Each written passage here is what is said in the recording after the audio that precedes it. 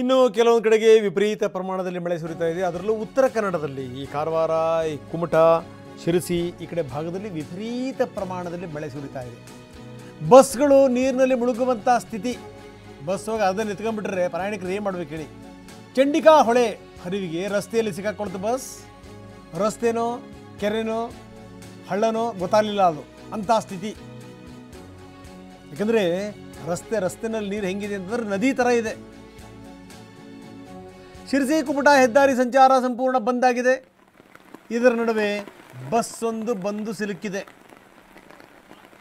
ನೀರಿನಲ್ಲಿ ಸಿಲುಕಿದಂಥ ಬಸ್, ನಾವು ಅದರ ದೃಶ್ಯಾವಳಿಗಳನ್ನು ನಾವು ತೋರಿಸ್ತಾ ಇದ್ದೀವಿ. ಆ ಕಡೆಗೆ ಹೋಗಂಗಿಲ್ಲ, ಈ ಕಡೆಗೆ ಬರಂಗಿಲ್ಲ ಅಂತ ಸ್ಥಿತಿ. ಕಟಗಾಲ, ಉತ್ತರ ಕನ್ನಡದಲ್ಲಿ ಬರುವಂಥ ಕಟಗಾಲ, ಚಂಡಿಕಾ ಹೊಳೆ ಹರಿವಿನಲ್ಲಿ ಈ ಬಸ್ ಸಿಕ್ಕಾಕೊಂಡಿದೆ.